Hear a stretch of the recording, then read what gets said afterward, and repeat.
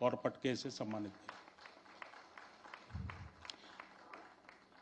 अपने प्रदेश की मंत्री अर्चना मिश्रा जी से भी आग्रह है कि वो हमारे एसएससी प्रदेश अध्यक्ष माननीय भूपेंद्र चौधरी जी का स्वागत करें।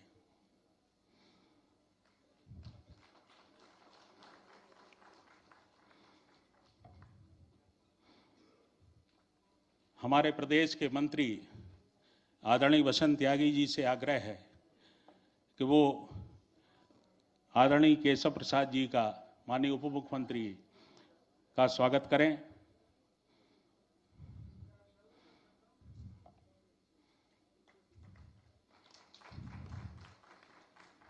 हमारे प्रदेश के मंत्री आदरणीय शिवभूषण सिंह जी से आग्रह है कि हमारे प्रदेश के महामंत्री संगठन हम सबके मार्गदर्शक आदरणीय धर्मपाल जी का स्वागत करें।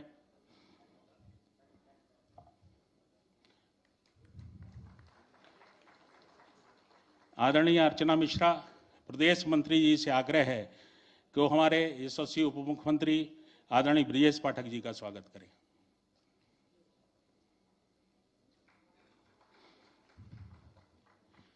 स्वागत की श्रृंखला के आगे अब मैं आग्रह करना चाहता हूं अपने यशस्वी प्रदेश अध्यक्ष आदरणीय भूपेंद्र जी से कि वो हम सबको संबोधित करने का कष्ट करें।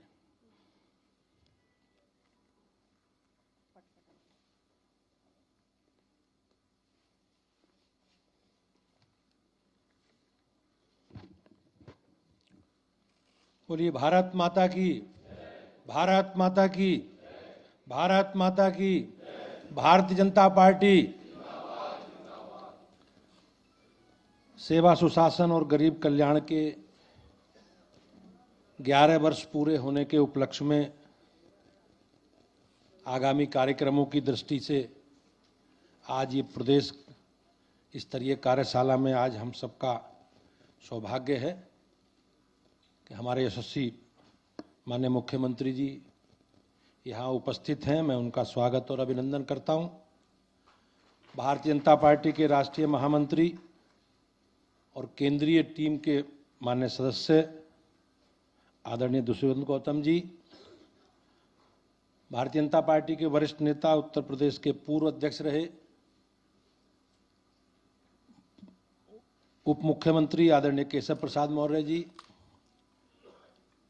उप मुख्यमंत्री ब्रजेश पाठक जी और प्रदेश के महामंत्री संगठन आदरणीय धर्मपाल जी, और उत्तर प्रदेश की हमारी जो इस अभियान के संचालन के लिए टीम बनी है उसके संयोजक आदरणीय प्रदेश के उपाध्यक्ष मानवेंद्र जी, आदरणीय धर्मेंद्र जी, आदरणीय बहन अर्चना मिश्रा जी, आदरणीय शिवभूषण जी, वसंत त्यागी जी और सभागार में उपस्थित सभी मेरे सम्मानित साथी कार्यकर्ता भाइयों बहनों, आप सब लोग जानते हैं कि माननीय प्रधानमंत्री जी के नेतृत्व में सेवा सुशासन और गरीब कल्याण को समर्पित हमारी सरकार के 11 वर्ष पूरे हुए हैं और माननीय मोदी जी के नेतृत्व में 11 वर्षों में हमारी सरकार ने आर्थिक, सामाजिक, तकनीकी और कूटनीतिक दृष्टि से बहुत सारे बदलाव किए हैं और इन्हीं सारे विषयों का लेखा जोखा लेकर हम सब कार्यकर्ताओं को जनता के बीच में जाना है। आज की कार्यशाला किस प्रकार से इस अभियान को हमें अपने कामकाज का लेखा जोखा सभी समाज के वर्गों में सभी लोगों के बीच में रखना है, इसके लिए आज हम सब लोग यहाँ इकट्ठे हुए हैं।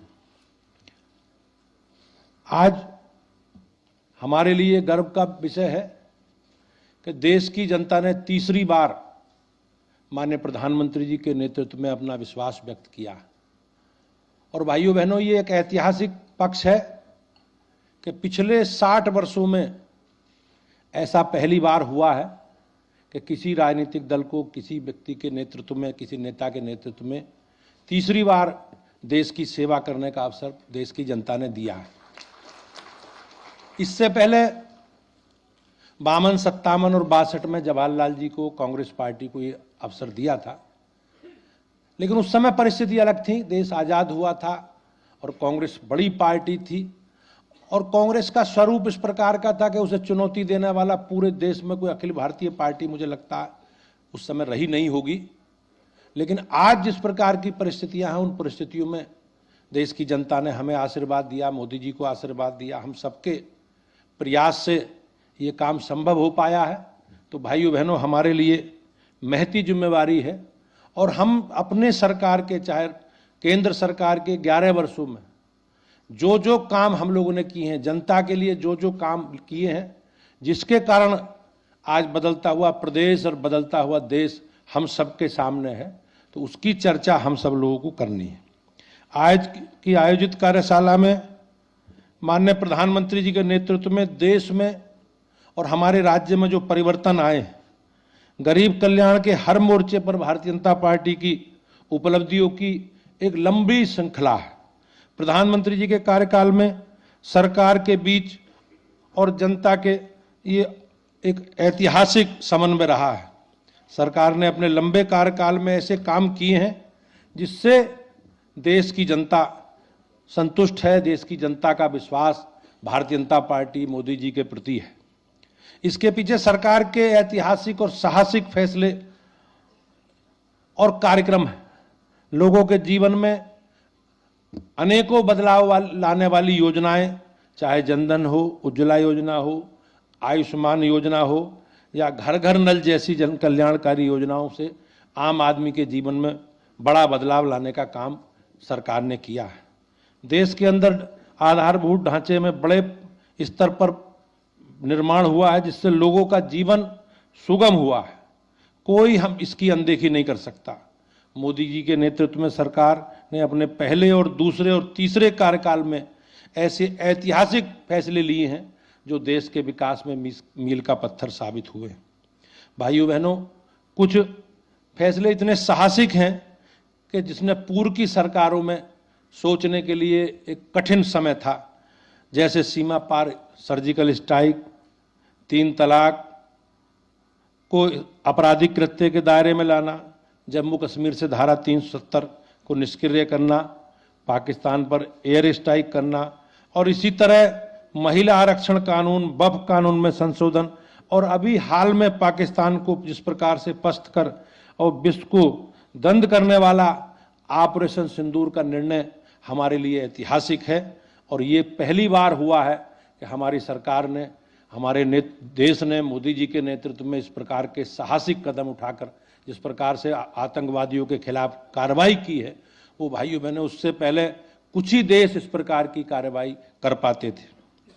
महामारी के बाद चाहे अर्थव्यवस्था को संभालने वाला विषय हो, इस पर हम लोगों ने बहुत अच्छा काम किया है।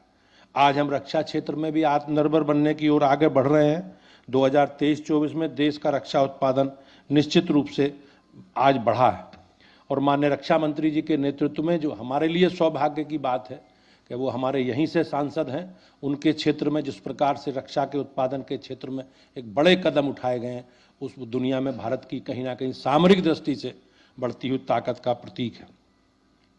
मोदी जी के नेतृत्व में चलने वाली सरकार के 11 वर्ष पूरे होने पर हमारे लिए, सबके लिए सरकारों ने, चाहे हमारी राज्य सरकार हो, योगी जी के नेतृत्व में जो हमने पिछले 8 वर्षों में हमारी सरकार ने काम किए, 11 वर्षों में केंद्र सरकार ने काम किए, ये कहीं ना कहीं हमारे लिए एक बड़ी उपलब्धि है।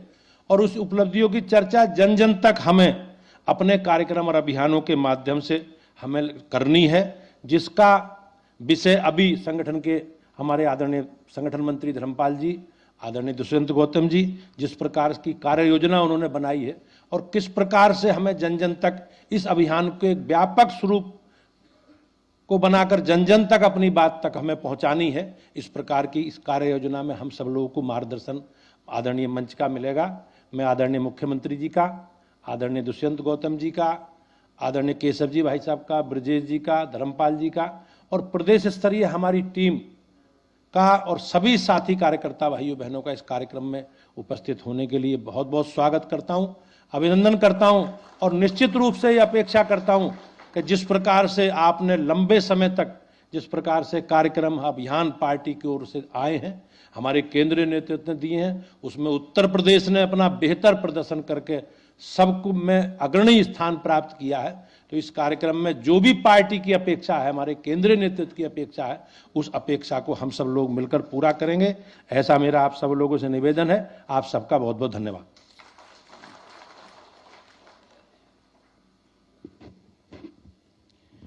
अब मैं आमंत्रित करना चाहता हूं अपने यशस्वी आदरणीय उप मुख्यमंत्री माननीय ब्रजेश पाठक जी को कि वो आकर हम सबको अपना उद्बोधन देने का कृपा करें। माननीय ब्रजेश पाठक जी। भारत माता की, भारत माता की। भोजन का इंतजाम तो है, क्यों बड़ी।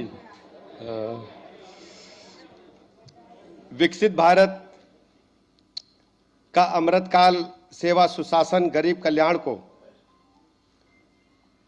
समर्पित 11 वर्ष के पूर्ण होने पर प्रदेश कार्यशाला में उपस्थित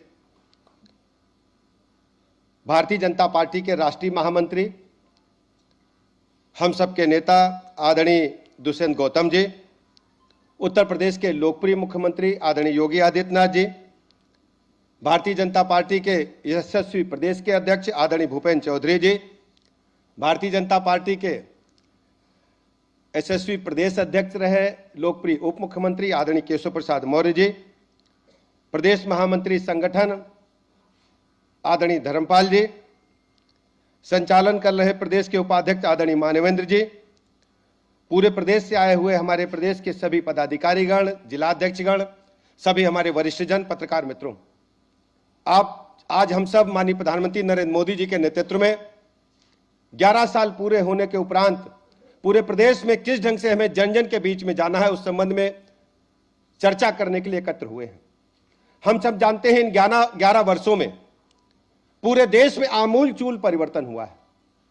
2014 से पहले भारत की छवि हम अखबारों के माध्यम से देश दुनिया के विभिन्न समाचार पत्रों में हम देखते थे तो एक भ्रष्टाचार करने वाले देशों की सूची में सर्वोच्च शिखर की तरफ भारत बढ़ रहा था।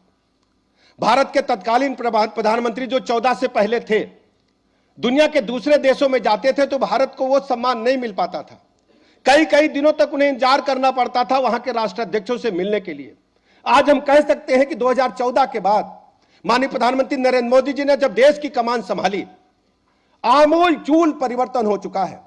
माननीय मोदी जी के सामने 2 बड़ी चुनौतियां थीं। एक तो भारत माता की छब भ्रष्टाचार करने वाले देशों की तरह तेजी के साथ एक ख्याति प्राप्त कर रहा था, कुख्याति प्राप्त कर रहा था, और दूसरी तरफ भारत के अंदर गरीबी और अमीरी में खाई बढ़ रही थी। माननीय मोदी जी ने तय किया कि दुनिया में भ्रमण करके, दुनिया में प्रवास करके भारत माता की वास्तविक ताकत को, वास्तविक छवि को हमें दुनिया के विश्व पटल पर रखने का काम करना है। आप देखते होंगे 14 के बाद आदरणीय मोदी जी ने जब देश की कमान संभाली तो दुनिया के ढेर सारे देशों का प्रवास करके, भ्रमण करके भारत माता की वास्तविक ताकत को दुनिया के वैश्विक पटल पर रख करके भारत के गरीबी अमीरी की खाई को मिटाने के लिए हजारों की संख्या में गरीब कल्याण योजनाएं प्रारंभ करने का काम किया। अभी कुछ योजनाओं की चर्चा आदरणीय प्रदेश अध्यक्ष जी ने की है। हम कह सकते हैं कि 2014 से पहले भी गरीब कल्याण योजनाएं चलती थी, पक्का मकान मिले, लेकिन किसको पक्का मकान मिलता था? किसी बड़े गांव में 2-4 इंदिरा आवास बन जाते थे। लेकिन आज हम कह सकते हैं कि 4 करोड़ से अधिक पक्के मकान तो 2 कार्यकालों में मिले। और आदरणीय मोदी जी ने जब 2024 में संकल्प पत्र के माध्यम से हम जनता के बीच में गए तो 3 करोड़ और नए मकान गरीबों को दिए जाएंगे। जब तक एक एक गरीब को पक्का मकान नहीं मिल जाता तब तक सरकार चैन से नहीं बैठेगी। ये भारतीय जनता पार्टी की, मोदी जी की ताकत है। कौन सोचता था जनधन खाते गरीब के लिए बैंक खुलेंगे? कोरोना महामारी का काल आया, लोग सोचते थे पैसे कैसे जाएंगे। इसी देश के प्रधानमंत्री कांग्रेस पार्टी के जो होते थे कि 1 रुपया भेजते हैं तो नीचे 15 पैसा पहुंचता है। लेकिन मोदी जी ने कोरोना काल में जनधन खाते खोले, 50 करोड़ से अधिक खाते खोले गए। लोग कहते थे जीरो बैलेंस पे खाते क्यों खुल रहे हैं, तरह तरह की चर्चाएं विपक्ष के लोग करते थे। लेकिन मैं कह सकता हूं सीना ठोक करके कोरोना काल जब आया तो बहनों के खाते में पैसे भेज करके 2 जून की रोटी का इंतजाम ही कि नहीं किया, उनके पेट की आग को बुझा करके वास्तव में मानवता की सेवा जो पंडित दीनदयाल उपाध्याय जी ने एकात्म मानववाद के आधार पर तय की थी, उसको पूरा करने का काम माननीय प्रधानमंत्री नरेंद्र मोदी जी ने किया। कोरोना महामारी का काल हो या अन्य योजनाएं, हम कह सकते हैं कौन सोचता था। हम लोग भ्रमण पर निकलते थे, पीने के पानी के लिए हैंडपंप मांगे जाते थे, इंडिया मार्क का नल की डिमांड होती थी। एक एक दिन में 50-50 कभी क्षमता नहीं रही कि एक दिन में 50 नल हम लगवा पाए, लेकिन घर घर शुद्ध पेयजल मिले। ज्यादातर बीमारियां पेयजल के कारण होती है, दूषित पेयजल के कारण होती है। मोदी जी ने जल जीवन मिशन के माध्यम से हर नागरिक को नल से जल पहुंचाना, वो भी शुद्ध पेयजल। आप सोच सकते हैं, इसी स्टेट में उत्तर प्रदेश की चर्चा करना चाहूंगा, बुंदेलखंड विंध्याचल में ट्रेन से पानी आएगा, ऐसी खबरें हमने अखबारों की सुर्खियां बनते समाजवादी पार्टी के शासनकाल में देखा है। आज हम सीना ठोक करके कह सकते हैं कि हर गरीब के घर में, चाहे अमीर हो चाहे गरीब हो, सबके घर में बराबर शुद्ध पेयजल पहुंचाने का काम माननीय मोदी जी की योजनाओं ने पूरा करने का काम किया है। केवल पेयजल ही नहीं पहुंचाया है, अपनी बहनों को स्वयं सहायता समूह के माध्यम से जोड़ करके शुद्ध पेयजल की गुणवत्ता परक जांच के लिए उन्हें किट उपलब्ध कराई है उनको। इसके अलावा अपने नौजवानों को मरम्मत के लिए हमने किट उपलब्ध कराई, उनको ट्रेनिंग देने का काम किया है। ढेर सारी योजनाएं, पीएम स्वनिधि की चर्चा करना चाहूंगा। पटरी दुकानदारों को कौन पूछता था, धक्का खाते गरीब आदमी, शहर के हो चाहे गांव के, पटरी पर रेढ़ा पटरी लगा करके अपने रोजी रोटी, गरीब का पेट पालते थे, उनको भी ऋण दे करके और बगैर गारंटी के ऋण दे करके माननीय मोदी जी ने वास्तव में चमत्कारिक काम देश के गरीबों के लिए करने का काम किया है। चाहे पटरी दुकानदार योजना हो, चाहे जनधन योजना हो, चाहे किसानों की सम्मान निधि हो। किसानों को कौन पूछता था? किसानों की आय दोगुनी की चर्चा करने के लिए कभी चर्चा ही इस देश में विमर्श ही नहीं हुआ, लेकिन माननीय प्रधानमंत्री जी ने 6,000 रुपया डीबीटी के माध्यम से किसान के खाते में भेज करके किसानों की आमदनी को, जरूरत के समय जब साहूकार का लोन लेता था 200, 500, 1000 के लिए, खाद पानी के लिए, बेटी के हाथ पीले करने के लिए, गौना के लिए 2000 रुपया लोन लेता था और साहूकार छाती पर चढ़ करके उसे खेत से ही गेहूं नापने तौल करके ले जाने का काम करता था। मोदी जी ने गरीब किसान को एक हाथों पर मजबूत करने का काम किया है और किसानों को कौन सी बीज बोए, कौन सा वो खाद डालें, और सबसे बड़ी बात है कि बगैर खाद के खेती उत्पन्न हो, बगैर रासायनिक हमें खाद डाले हम खेती कर पाए, हम उस दिशा में भी तेजी के साथ हमने काम किया है। मोदी जी की सैकड़ों ऐसी योजनाएं हैं। योजनाओं की चर्चा के साथ साथ हम कहना चाहेंगे भारत दुनिया के पैमाने पर कैसे आगे बढ़ा। चाहे अंतरिक्ष विज्ञान का क्षेत्र हो, आज दुनिया हमें हमारी तरफ आशा भरी नजरों से देखती है कि भारत का अंतरिक्ष विज्ञान दुनिया में सर्वोच्च शिखर की ओर जा रहा है। रक्षा विज्ञान के क्षेत्र में, चिकित्सा विज्ञान के क्षेत्र में भारत ने अभूतपूर्व प्रगति हासिल की है। इंफ्रास्ट्रक्चर के मामले में मैं कहना चाहूंगा, भारत की सड़कों की चर्चा अगर होती है तो पूरी दुनिया में आज होती है। अमेरिका, इंग्लैंड में जो है वो भारत में है। उत्तर प्रदेश की सड़कें आप देखिए, 17 से पहले क्या हालत था, आज सर्वाधिक एक्सप्रेसवे वाला स्टेट हम लोग हैं। सभी 75 जिलों को 4 लेन से जोड़ा गया है। आज हम कह सकते हैं चाहे एक्सप्रेसवेज हो चाहे स्टेट हाईवेज हो। एयरपोर्ट्स के मामले में हमारे पास अभी 17 एयरपोर्ट हैं। एशिया का सबसे बड़ा एयरपोर्ट जेवर में बनकर के तैयार हो रहा है। कुछ दिनों के बाद 21 एयरपोर्ट हो जाएंगे। हवाई यात्रियों की संख्या में वृद्धि हुई है। रेलवे का इंफ्रास्ट्रक्चर बड़ा है। रेलवे के अंतर्राष्ट्रीय मानक के स्टेशन बन रहे हैं। हमने रेल लाइन का डबलीकरण किया है। चौड़ीकरण सड़कों के साथ साथ रेल का डबलीकरण करते उनकी गति बढ़ाने का काम किया है। हमने पूरी तरह से कोयले के इंजन को चलन से बाहर किया है। बिजली के हर सर्वाधिक हमने इलेक्ट्रिफिकेशन ओएचई के माध्यम से सर्वाधिक ट्रेनें आज हमारी बिजली के माध्यम से चल रही हैं। अब डीजल के इंजन भी हमें देखने को नहीं मिलते हैं। रेलवे की गति बढ़ाने का काम हुआ है। लोगों को रोजगार से जोड़ने में हमने सफलता हासिल की है। कुल मिलाकर के हम कह सकते हैं माननीय प्रधानमंत्री नरेंद्र मोदी जी की अगुवाई में विज्ञान से लेकर किसान तक और एकात्म मानववाद के सिद्धांत को धरातल पर उतारने के लिए गरीब कल्याण योजनाओं के माध्यम से जन जन का भरोसा भारतीय जनता पार्टी ने माननीय मोदी जी के नेतृत्व में जीता है। और विपक्ष के पास कहने के लिए कुछ नहीं है। ऑपरेशन सिंदूर हो, चाहे इससे पहले जब पुलवामा में हमला हुआ, आप सोचिए क्या हुआ। पुलवामा में हमला हुआ, हमने एयर स्ट्राइक की, सर्जिकल स्ट्राइक की, आतंकवादियों के हौसलों को भी पस्त किया, उनको नेस्तनाबूद करने का काम किया। और याद दिलाइएगा जब मुंबई में हमला हुआ था, कसाब मियां को कई बरस हमने बिरयानी खिलाने का काम किया था, तो कांग्रेस पार्टी की सरकार थी। यह भारतीय जनता पार्टी की सरकार है, मोदी जी की सरकार है, जो दुश्मन को उसके घर में घुस करके मारती है। यह मोदी जी के नेतृत्व में भारतीय सेनाओं ने जो कमाल करके दिखाने का काम किया है, दुनिया उसकी चर्चा कर रही है। हमारी ब्रह्मोस मिसाइल की मैं चर्चा करना चाहूंगा। ब्रह्मोस मिसाइल के बारे में कितनी ताकतवर मिसाइल है, पाकिस्तान की मीडिया को इंटरनेट पर सर्च करके देखिए। पाकिस्तान के बड़े बड़े रक्षा वैज्ञानिक से लेकर पत्रकार तक कह रहे हैं कि ब्रह्मोस मिसाइल ने पूरा नाबूद कर दिया है कि 11 के 11 उनके जो नौसैनिक हवाई अड्डे उनको नष्ट करने का काम भारतीय सेनाओं ने किया है। मैं भारतीय सेनाओं को सैल्यूट करता हूं, माननीय प्रधानमंत्री नरेंद्र मोदी जी का आभार प्रकट करता हूं और हम सब अपने केंद्रीय नेतृत्व को इस बात का भरोसा दिलाते हैं कि नेतृत्व के निर्देशों के अनुक्रम में हम सब कार्यकर्ता पूरे प्रदेश में जाकर मोदी जी की 11 साल की जो हमारी गरीब कल्याण योजनाएं हैं, मोदी सरकार की जो उपलब्धियां हैं, उनको जन जन तक पहुंचाने का काम करेंगे। और 2047 में जब भारत माता अपनी 100वीं वर्षगांठ मनाएगी तो विकसित भारत के रूप में जो संकल्प माननीय मोदी जी का है उसको पूरा करने के लिए हम सब कार्यकर्ता जी जान से जुटेंगे। इन्हीं शब्दों के साथ आप सबका हृदय की गहराइयों से आभार प्रकट करते हुए माननीय दुष्यंत गौतम जी का आभार प्रकट करता हूं कि आप दिल्ली से चल करके आए, हम सबको अपना आशीर्वचन देने के लिए आए हैं। बहुत बहुत धन्यवाद देता हूं माननीय मुख्यमंत्री जी को, मंचस्थ अपने सभी नेताओं का और अपने प्रदेश भर से आए हुए पूरी प्रदेश की टीम का कि हम सब कार्यकर्ता जुट करके माननीय मोदी जी के कार्यकाल की उपलब्धियों को जन जन तक पहुंचाने का काम करेंगे। बहुत बहुत धन्यवाद।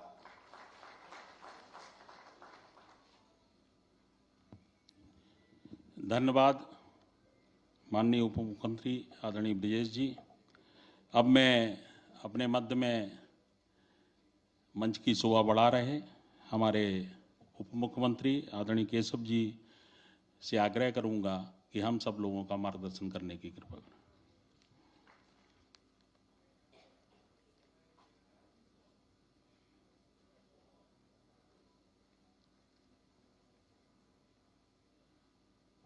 देखिए, मेरे साथ धीरे से जय मत बोलिएगा, ठीक है? जरा जोर से दोनों हाथ ऊपर उठा करके बोलिए, भारत माता की, भारत माता की जय श्री राम। आज मंगलवार है ना, हनुमान जी खुश होते हैं जय श्री राम कहने से, ठीक है ना? अब भंडारा में आज कई जगह खा के आ रहा हूँ और आप लोग भी खाए होंगे। और यहाँ सब लोग लखनऊ में बड़े पैमाने पे भंडारे का काम होता है, कार्यक्रम होता है, बड़े श्रद्धा से लोग करते हैं। आज भारतीय जनता पार्टी की केंद्र में अपने दम पर बहुमत के साथ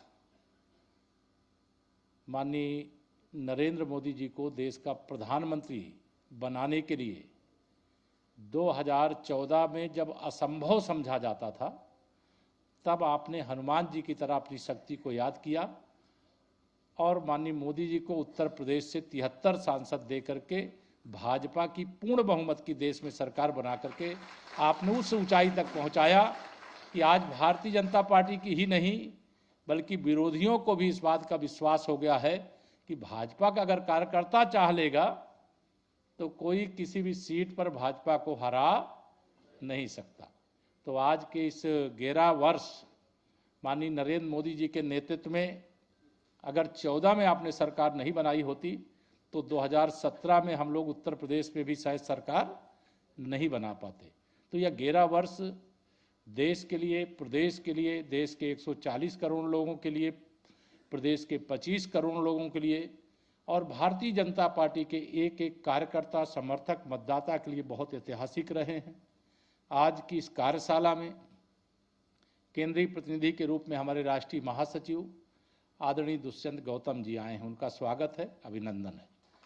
हमारे उत्तर प्रदेश के सम्मानीय मुख्यमंत्री योगी आदित्यनाथ जी, जिनका अभी आपको उद्बोधन मिलेगा, हमारे प्रदेश के अध्यक्ष आदरणीय भूपेंद्र चौधरी जी, जिनको आप सुन चुके हैं, हमारे आदरणीय ब्रजेश पाठक जी जो उप मुख्यमंत्री के रूप में अभी संबोधन किए, 11 मिनट में 11 साल की सारी बातें बताया उन्होंने और इसका बहुत बड़ी बात है ये आपने उसको बताया। हमारे माननीय संगठन महामंत्री, जिनके मार्गदर्शन में जो भी अभियान चलते हैं आप उसको सफल बनाते हैं, ऐसे आदरणीय धर्मपाल जी, संगठन के बड़े मर्मज्ञ, हमारे इस अभियान की दृष्टि से जो संयोजन, पूरे कार्यक्रम के संयोजक के रूप में कार्य देख रहे हैं, अनुभवी हैं, क्षेत्रीय अध्यक्ष रहे हैं, प्रदेश के उपाध्यक्ष हैं, विधान परिषद के सदस्य मानवेंद्र जी, हमारे सभी प्रदेश के यहाँ पदाधिकारीगण, सभी क्षेत्र के अध्यक्ष और पदाधिकारीगण, सभी जिलों के प्रभारी और अध्यक्षगण और जो भी यहाँ अन्य उपस्थित साथी हैं, सबका हृदय से धन्यवाद करते हुए यह 11 साल मुझे लगता है कि आप सबको मैं जो कुछ सुनाऊंगा तो वो लगेगा कि हम तो यह सब जानते ही हैं और सही में सब लोग जानते हैं, क्योंकि आप बूथ से लेकर के, शक्ति केंद्र से लेकर के, मंडल से लेकर के जिले तक में, क्षेत्र में, प्रदेश में अनेक अभियान में जाते हैं तो हमारे पास बताने के लिए क्या होता है कि माननीय नरेंद्र मोदी जी के रूप में भारत के प्रधानमंत्री के नाते जो प्रधान सेवक मिले हैं, जिन्होंने जितना कहा उससे ज्यादा किया कि नहीं किया? धीरे से क्यों बोल रहे हो? किया कि नहीं किया? किया। तो यह दमदारी से बोलना, जब आप दमदारी से बोलोगे तो अभी तो मैं आपके साथ बात कर रहा हूं, लेकिन आपको यह बात उत्तर प्रदेश के 25 करोड़ लोगों तक पहुंचाने का काम करना है। तो माननीय नरेंद्र मोदी जी के प्रधानमंत्री बनने के बाद देश में 25 करोड़ लोग गरीबी रेखा के बाहर निकले हैं। ये कोई साधारण बात नहीं है। हम में से नगरीय क्षेत्र के भी अध्यक्ष गण आए हैं, पदाधिकारी गण आए हैं, लेकिन ग्रामीण क्षेत्र के भी बहुत पदाधिकारी गण आए हैं। लेकिन आप जब गांव में जाओ, पहले झोपड़ी और कच्चे घर के अलावा कुछ दिखाई नहीं देता था, और आज आप गांव में जाओ, अगर पक्का घर दिखाई दे रहा है तो उसके घर में बिजली भी लग गई होगी। अगर पक्का घर दिखाई दे रहा है तो उसका आयुष्मान कार्ड भी बन गया होगा। अगर उसका प्रधानमंत्री आवास दिखाई दे रहा है तो इसका मतलब है कि उसके घर के अंदर जो तमाम प्रकार की समस्याएं थी, पहले भोजन के लिए दोनों समय प्रबंध नहीं रहता था, लेकिन प्रधानमंत्री गरीब कल्याण अन्न योजना के माध्यम से 80 करोड़ देश के और 16 करोड़ से अधिक लोग प्रदेश के लगातार फ्री में यह राशन प्राप्त कर रहे हैं, जिसके कारण आज भूखमरी के कारण मरना भी किसी को नहीं पड़ेगा। यह भाजपा की डबल इंजन सरकार की गारंटी है, लेकिन आज कोई भूखा नहीं रह रहा। यह हमारी सरकार की ऐतिहासिक उपलब्धि है।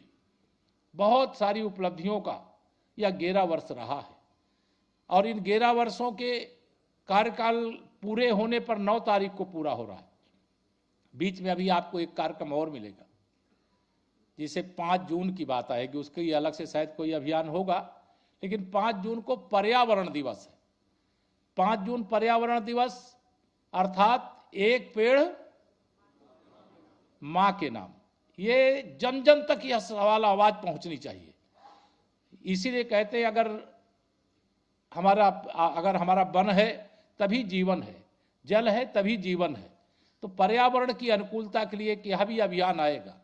9 जून से आगे कई कार्यक्रम हैं, जिसका विवरण अभी माननीय संगठन महामंत्री जी आपको सब देंगे। लेकिन जो भी अभियान ये आया है, इस अभियान को आप सबको इस दृष्टि से ध्यान में रखना चाहिए कि 2025 में इस अभियान को चला रहे हैं, लेकिन 2027 में हमें विधानसभा के लिए भी मैदान में जाना है। हम जितना अधिक से अधिक लोगों तक पहुंचेंगे, उतना पार्टी मजबूत होगी। कई बार हम लोगों को संकोच लगा करता कि अरे अभी तो हम इस अभियान में गए थे, अब के क्या जाने की जरूरत है। आप यह देख लीजिए कि जब आप माननीय प्रधानमंत्री मोदी जी का नाम लेकर के, उनका काम लेकर के लोगों के बीच में जाते हैं, तो आपको सबसे ज्यादा सुना जाता होगा। सुना जाता है कि नहीं सुना जाता? सबसे ज्यादा सुना जाता है। और 11 वर्ष ये कोई साधारण नहीं है। हम एक बार पूरे बहुमत की सरकार बनाए, दूसरी बार पूरे बहुमत की सरकार बनाए, तीसरी बार कुछ कमी रह गई, जिसके कारण भाजपा अकेले बहुमत में नहीं है, लेकिन सबसे 240 सांसदों के साथ भारतीय जनता पार्टी माननीय मोदी जी के नेतृत्व में जीती, और एनडीए आज भी 300 के आसपास पहुंचा हुआ है, और देश में माननीय मोदी जी के नेतृत्व में सरकार है। और बड़े बड़े और कड़े कड़े फैसले, चाहे पहला कार्यकाल हो, चाहे दूसरा कार्यकाल हो, चाहे तीसरा कार्यकाल हो, तीनों कार्यकाल में ऐतिहासिक जो फैसले हैं उसकी सूचना सारी डिटेल में आपको मिलेगी। लेकिन जो बड़े काम हैं उनकी चर्चा हमें करना है। हम गरीबों के लिए जो सबसे ज्यादा काम किए उसकी गरीबों के बीच में चर्चा करना है। किसानों के लिए जो काम हुआ उसकी चर्चा किसानों के बीच में करना है। मैं जानता हूं कि हमारे बहुत सारे कार्यकर्ता साथी हैं, किसान सम्मान निधि की चर्चा अपने भाषण में करना भूल जाते हैं। अब मैं अगर आपसे पूछूं, इसमें से बहुत सारे लोग किसान हैं, आप में से जितने लोग किसान के रूप में प्रधानमंत्री किसान सम्मान निधि खाते में जाती है, ये ऐसे कितने लोगों की जरा हाथ उठा के बता दो जरा। बहुत कम लोग हो। परिवार में जाती तो हाथ उठाओ जी। ये तो हाँ, सम्मान निधि अगर ठीक है नीचे कर लो हाथ। सम्मान निधि जैसे जाती है, हम इसकी चर्चा करते हैं, करें, लेकिन दूसरा एक बड़ा काम हुआ है जिसकी चर्चा करना हम लोग भूल गए। प्रदेश में लाखों की संख्या में किसान ऐसे हैं जिनको पहले अगर अपना नलकूप, निजी नलकूप लगाए थे और बिजली का कनेक्शन लिए हुए थे तो बिजली का बिल देना पड़ता था। आज बिजली का बिल फ्री हो गया है। इसकी चर्चा हम में से कोई अब नहीं करता है। करता है कोई चर्चा? नहीं करता है। उपलब्धि अगर आप चर्चा नहीं करो तो क्या अखिलेश यादव चर्चा करेंगे क्या? वो तो आपकी कमी खोज खोज करके निकालेंगे। तो हमें अपनी बातें जनता के बीच में पहुंचाने का काम करना है। अब बहुत सारी योजनाएं बता दिए। मैं आपको स्वयं बता रहा हूं अपना अनुभव। मैं संगठन मंत्री था विश्व हिंदू परिषद का, और पहले गैस का कनेक्शन पाने में लोहे के चने चबाने जैसी कोशिश करनी पड़ती थी। मैं जब संगठन मंत्री था तो मैं कम से कम 6 महीने बहुत कोशिश किया। उस समय कई सांसद होते थे भारतीय जनता पार्टी के, लेकिन बहुत कोशिश करने के बाद मुझे एक कूपन मिला था गैस लेने के लिए। आज गरीब से गरीब आदमी के घर में उज्ज्वला योजना से माध्यम से गैस का चूल्हा पहुंच गया, सिलेंडर पहुंच गया है। अगर इसकी हम चर्चा नहीं करेंगे तो फिर क्या होगा? विपक्ष कहेगा कि हाँ, उनको भरवाने के लिए पैसा नहीं है। अरे भरवाने के लिए, हम कमाने के लिए हमें भगवान ने 2 हाथ और पैर दिया है ना, हमारे पास ताकत है ना। पहले तो ना राशन देते थे, ना सम्मान निधि देते थे, ना आयुष्मान कार्ड देते थे, ना प्रधानमंत्री आवास देते थे, ना हर घर नल से जल देते थे, ना गांव की सड़कें देते थे, ना नगर की सड़कें देते थे, ना एक्सप्रेस वे देते थे। विकास में केवल भ्रष्टाचार ही भ्रष्टाचार था। आज सब कुछ हो रहा है, और उसमें भी एक होली और एक दिवाली पर गैस का सिलेंडर भराया जाता है। अगर हम उसकी चर्चा ही नहीं करेंगे तो बहुत सारे उपभोक्ता ऐसे होते हैं कि होली दिवाली पर जो सरकारी खजाने से अगर वो गैस का सिलेंडर भराएं तो उनके खाते में अनुदान जाना है। हम उसकी चर्चा नहीं करते। मैं आप सबका केवल आह्वान ये करना चाहता हूं, ये छोटी छोटी बहुत सारी चीजें हैं, उसकी चर्चा को आगे बढ़ाएं। हम गांव के बैकग्राउंड वाले हैं, गरीबी से जूझते हुए राजनीति के इस स्थान पर बैठे हुए। पहले कितने ऐसे घर थे जिन घरों में बिजली की रोशनी घर के अंदर नहीं देखा था करोड़ों गरीबों ने। सौभाग्य योजना आई हमारे यहाँ, और उस सौभाग्य योजना से आज किसी के गांव में कोई घर अंधेरे में है क्या? हम इसकी चर्चा नहीं करते। अगर चर्चा नहीं करेंगे तो कनेक्ट नहीं बनेगा। अगर गरीब आदमी को ये लगेगा कि हाँ, ये बात सही कह रहे हैं, तो ये किसने किया? अगर गरीब के घर का भी अंधेरा दूर हुआ तो ये अंधेरा किसके कारण दूर हुआ? प्रधानमंत्री श्री नरेंद्र मोदी जी के कारण दूर हुआ। अगर प्रधानमंत्री आवास बना तो किसके कारण बना? क्योंकि कमल का बटन आपने सामने बैठे हुए लोगों ने दबाया। एक कमल का बटन दबाया तो एक प्रधानमंत्री आवास गरीब पा गया। यह बात हमको कहीं ना कहीं कनेक्ट करने की आवश्यकता है। और जब आप ये सारी बातें उनके बीच में लेकर के जाएंगे तो मुझे लगता, मैं जानता हूं गांव में बहुत सारे लोग ऐसे होते हैं जो इलाज के लिए पहले पैसे नहीं होते थे और केवल इसलिए बीमारी पाले रह जाते थे कि कहीं मेरे बेटे, मेरे परिवार के लोग कर्जदार न हो जाए। मैं इलाज कराऊंगा तो लाखों रुपए खर्च होगा, और खर्च होगा तो कर्जा हो जाएगा, और कर्जा होगा तो मेरे बच्चे कैसे अदा करेंगे। लेकिन आज 5 लाख रुपया का आयुष्मान कार्ड मिला हुआ है, और 100% 70 साल और उसके ऊपर के बुजुर्गों को आयुष्मान कार्ड फ्री कर दिया। न उसमें आय की कोई सीमा है, न किसी, अगर 70 साल और उससे ऊपर का कोई बुजुर्ग है तो उसको कार्ड बन रहा है कि नहीं बन रहा है? अगर बुजुर्गों के बीच में आप जाओगे, अगर उनसे चर्चा नहीं करोगे तो भूल जाएंगे कुछ दिन में।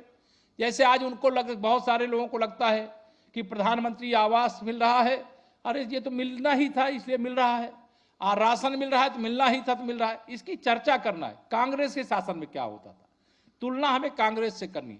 सपा की सरकार, जब उत्तर प्रदेश की बात करेंगे तो सपा बीच में जरूर घुसेगी, और जब समाजवादी पार्टी की सरकार की चर्चा करेंगे तो समाजवादी पार्टी की सरकार में क्या होता था, बहुजन समाज पार्टी की सरकार में क्या होता था।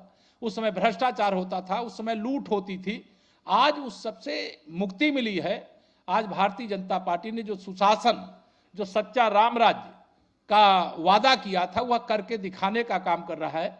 आज हम 370 से मुक्त हो गए। हमारे 3 प्रमुख मुद्दे थे। एक था 370 हटाने का, दूसरा अयोध्या में रामलला का मंदिर बनाने का। तो रामलला का मंदिर बना कि नहीं बना? अगर 100% मतदाता राम मंदिर पे नहीं जय श्री राम बोलता है, उसकी चिंता मत करो। विपक्ष एक बड़ा भारी मुद्दा लेकर के जबकि ना वो पिछड़ों का हितैषी था, न दलितों का हितैषी था, न आदिवासियों का हितैषी था। केवल संसद में खड़े होकर के, विधानसभा में खड़े होकर के, विधान परिषद में, राज्यसभा में खड़े होकर के एक ही बात करते, जाति जनगणना कराओ, जाति जनगणना कराओ। अब जाति जनगणना का ऐलान हो गया तो बिल में घुस गए सब। अब ये जाति जनगणना अर्थात ये जातिवाद नहीं है, ये माननीय प्रधानमंत्री मोदी जी के नेतृत्व में लिया गया ऐतिहासिक फैसला है। और इस ऐतिहासिक फैसले से उत्तर प्रदेश के अंदर लगभग 55 से 60% जो ओबीसी है उसको ये लगता है कि हमारे हित का फैसला हुआ। आप चर्चा नहीं करोगे तो वो कैसे फिर वो राहुल गांधी जी कहेंगे खड़े होकर के ये मेरे दबाव में हो गया। अरे तुम्हारी अगर हैसियत होती, तुम सत्ता में थे उस समय, तुम इस जाति जनगणना का फैसला कराते। जब सत्ता में थे तब तुमको याद नहीं आया? जब एक गरीब माँ बाप का बेटा देश का प्रधानमंत्री बन गया, एक पिछड़ी जाति का व्यक्ति एक देश का प्रधानमंत्री बन गया, एक चाय बेचने वाले का बेटा देश का प्रधानमंत्री बन गया, तो बर्दाश्त नहीं हो रहा। इसलिए इस प्रकार की सवाल मुद्दा विहीन लोग हैं। ऑपरेशन सिंदूर को लेकर के भी भारतीय जनता पार्टी के एक एक कार्यकर्ताओं को, यह चूंकि 11 साल की उपलब्धि को लेकर के हम जा रहे हैं और सब जिम्मेदार लोग बैठे हुए, हम भी चाहते हैं, आप भी चाहते हैं, सब लोग चाहते हैं कि विश्व के मानचित्र से पाकिस्तान का नाम ही मिट जाए और पाकिस्तान के कब्जे वाले कश्मीर में तत्काल तिरंगा फहर जाए। लेकिन मोदी है तो कुछ भी मुमकिन है, ये ध्यान रखना। इसलिए मैं चुनावी भाषण में कहा करता हूं कि विश्वास करो तुम मोदी पर, यह नव युग का निर्माता है। ऐसा नेता इस धरती पर एक बार ही आता है। यह सदा ध्यान में रख करके मजबूती के साथ 11 साल की उपलब्धियों को लेकर के, मैं बहुत सारी बातें नहीं कहा क्योंकि ब्रजेश जी ने उसको दोहराया था, उसको दोहराना नहीं चाहता। समय की मर्यादा है, कार्यशाला है, बहुत सारे काम आपको करने हैं, लेकिन इस अभियान को फॉर्मेलिटी मत मानना, इस अभियान को जीवंत बनाना। आज मंगलवार है, मंगलवार को हनुमान जी का आशीर्वाद लेकर के जैसे 2014 में अपनी ताकत दिखाए, 2017 में ताकत दिखाए, 2019 में ताकत दिखाए, 2022 में ताकत दिखाए, 2024 में भी आपने बहुत मेहनत किया। कोई बात नहीं, हर बार नहीं जीत मिलती है, लेकिन अगर 5 चुनाव हम लोगों ने एक तरफा विजय प्राप्त किया, 4 चुनाव एक तरफा विजय प्राप्त किया, 5वें में जो थोड़ी कमी रह गई उस कमी को जैसे महाराष्ट्र वालों ने दूर कर दिया, उसी प्रकार से 27 में उत्तर प्रदेश वाले भी दूर कर देंगे। इस संकल्प के साथ आप आगे बढ़े। आप सभी कार्यकर्ता वरिष्ठ लोग हैं, यहाँ आए हैं, आप सबका हृदय से अभिनंदन करते हुए इस सफल कार्यक्रम के लिए आगामी जो योजना है आगे संगठन महामंत्री जी बताएंगे। मैं इतना ही निवेदन कर अपनी बात को पूरी करता हूँ। धन्यवाद।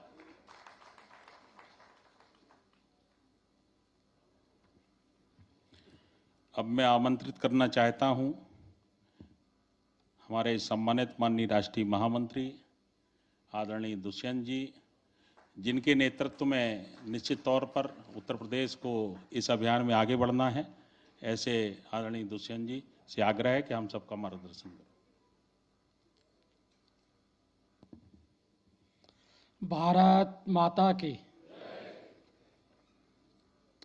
आज इस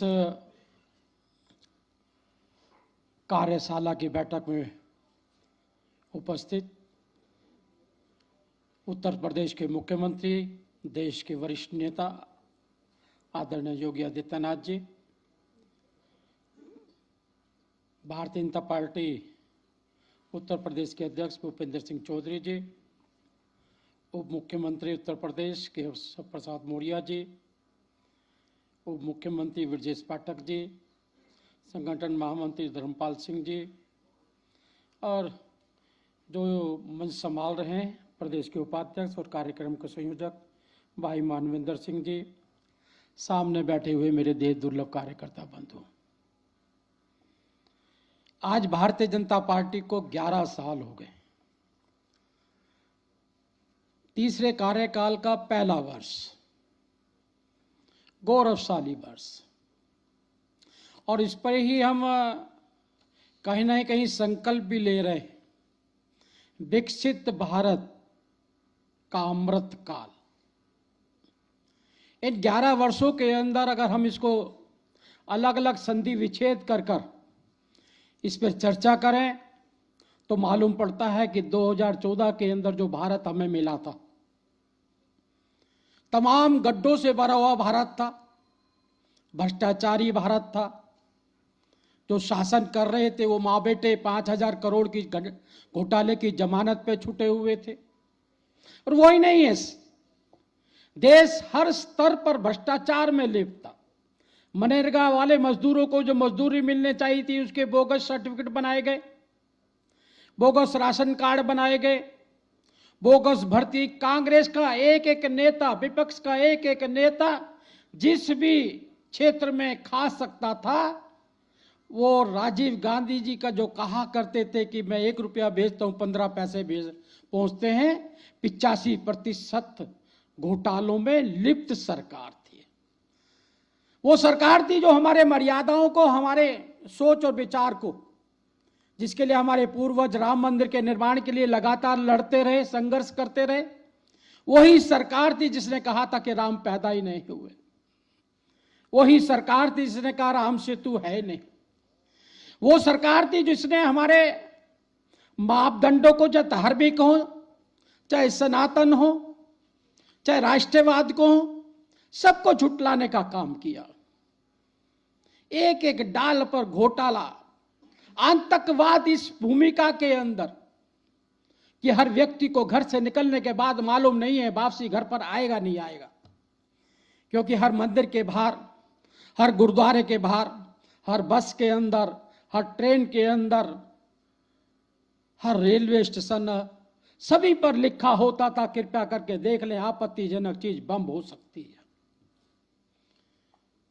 ऐसे वातावरण से पहले 5 वर्ष जिस प्रकार से उन गड्ढों को भरने के लिए मोदी जी सरकार ने वो अर्थव्यवस्था, जो डामाडोल अर्थव्यवस्था थी, जो कोई कल्पना भी नहीं कर सकता कि हिंदुस्तान कभी आर्थिक स्थिति से मजबूत होगा, वो सैन्य शक्ति थी जिसके पास गोली खरीदने के लिए पैसे नहीं थे,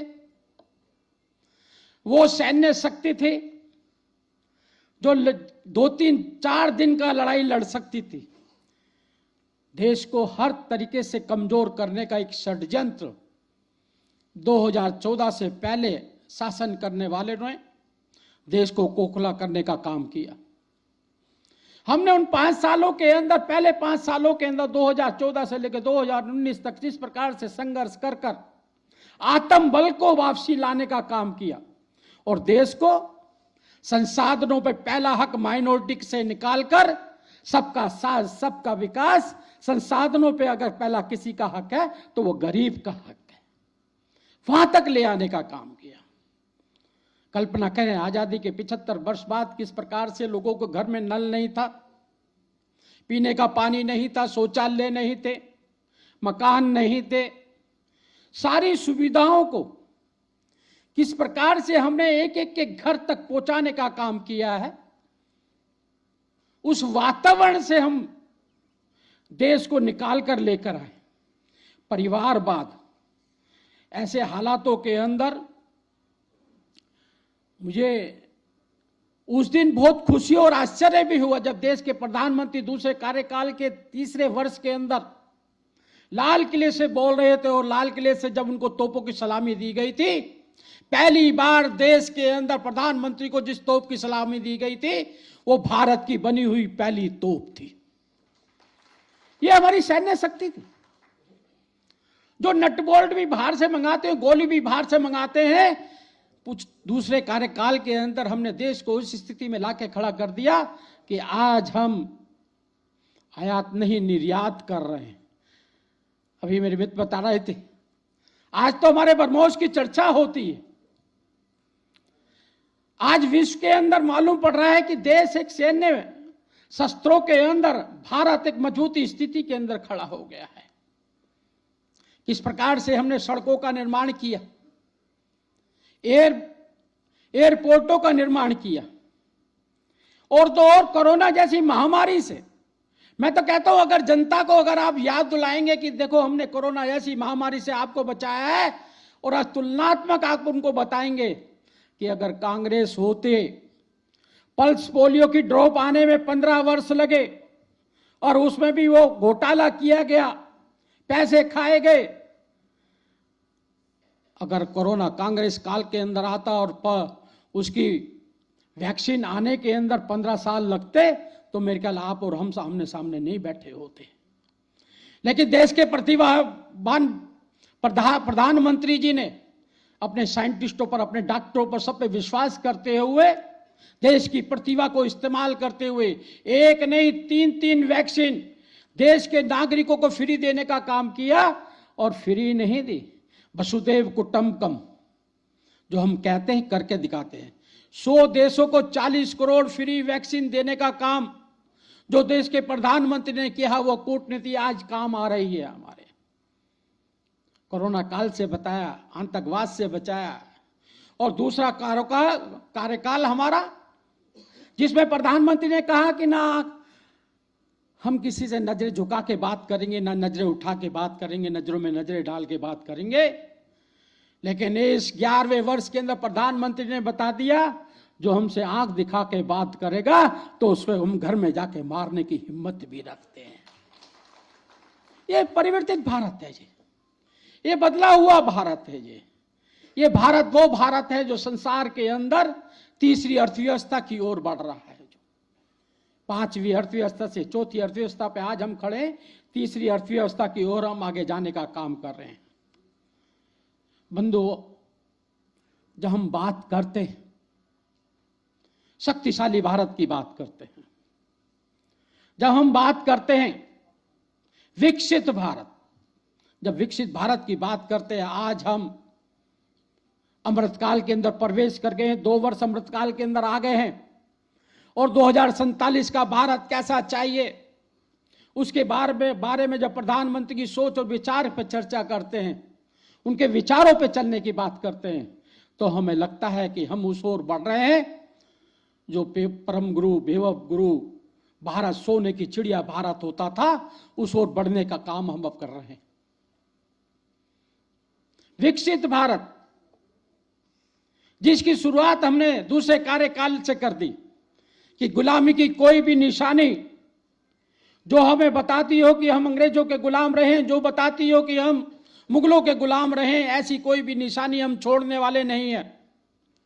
और उसी का परिणाम है कि आज लोग ताजमहल देखने के लिए नहीं आते, आज आते हैं हमारी गंगा मैया की आरती देखने के लिए आते हैं, आज आते हैं तो काशी कॉरिडोर देखने के लिए आते हैं, आज आते हैं हमारे भव्य राम मंदिर को देखने के लिए आते हैं।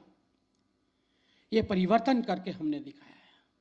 हमने अनेकों ने चीजों का नाम बदला है, हमने अपने महापुरुषों को याद करने का काम किया है हमने। और जिसने देश के लिए कुर्बानी दी है, त्याग दी है, तपस्या दी है, किसी प्रकार का अपना सहयोग किया है, वो हमारे लिए आराध्य है। और ये हमने करके भी दिखाया और कर भी रहे हैं। लेकिन बंधु, हम एक सब कुछ करने में सक्षम जब हुए हैं, जब हमने राजनीतिक क्षेत्र में एक मजबूती प्राप्त की है। ये सब कामों की परिपूर्ति, इन कामों को परिणाम तक पहुंचाना जब होगा, जो हमारे संकल्प हैं उनको सिद्धि तक ले जाने का, जब हम समाज के बीच में लगातार जुड़े रहेंगे, लगातार काम करते रहेंगे।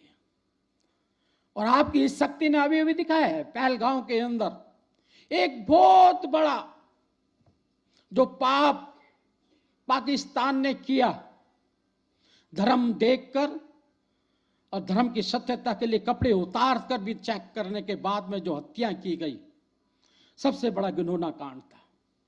लेकिन उस कांड ने बता दिया, ये पाकिस्तान जो लगातार आजादी के बाद हर प्लेटफॉर्म पर कहता रहा कि आतंकवाद से हमारा कोई संबंध नहीं है, लेकिन जब ऑपरेशन सिंदूर के बाद में जो वहां पर स्ट्राइक की गई और उसके बाद में जो आतंकवादी मरे, उनके अंतिम संस्कार में, कलमा में, उसके अंदर जब वहां के राजनीतिक लोग और वहां के सैन्य के बड़े बड़े लोग खड़े हुए दिखाई दिए, साफ साफ मालूम पड़ा कि आतंकवाद और पाकिस्तान एक ही शब्द है। और हमारी कूटनीति उसका परिणाम है कि इस लड़ाई के अंदर पाकिस्तान के साथ में कोई भी नहीं खड़ा हुआ, सबने हमारी सराहना की है। प्रधानमंत्री का हौसला बढ़ाने का काम किया। जैसे प्रधानमंत्री कहा कि हमारे साथ कोई गोली उठाए चलाएगा तो हम गोला मारेंगे, और ऑपरेशन सिंदूर खत्म नहीं हुआ है अभी। इस प्रकार मनोबल से हम आगे खड़े हुए हैं।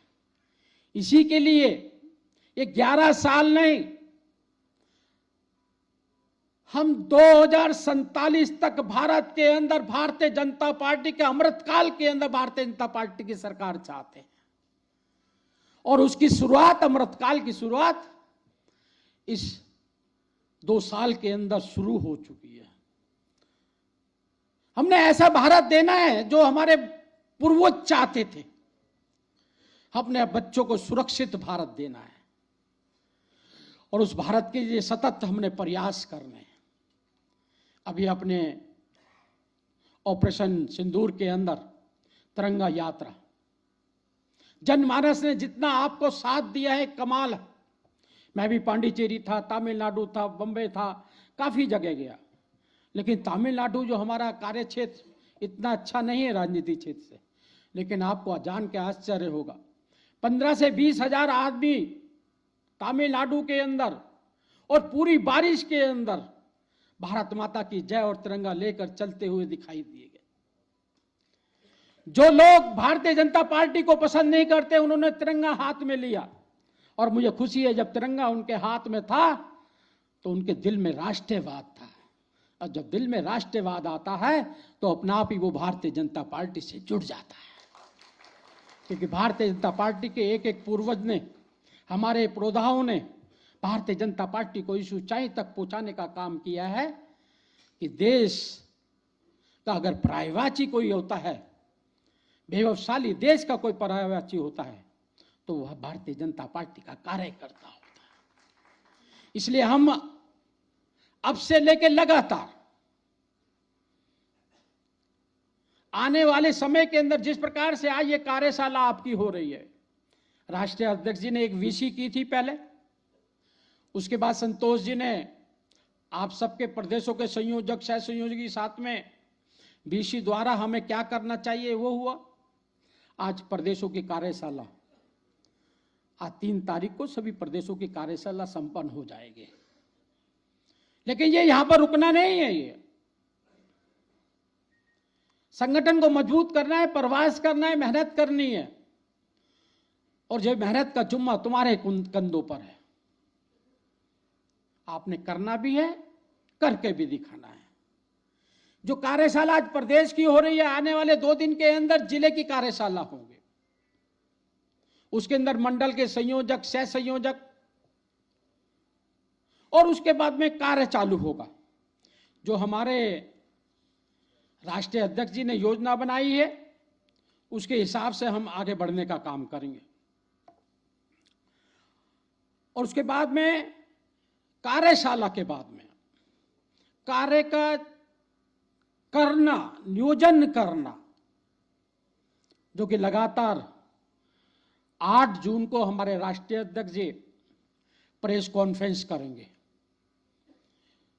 9 तारीख को 11वां वर्ष पूरा हो रहा है। 8 तारीख को राष्ट्रीय अध्यक्ष जी प्रेस कॉन्फ्रेंस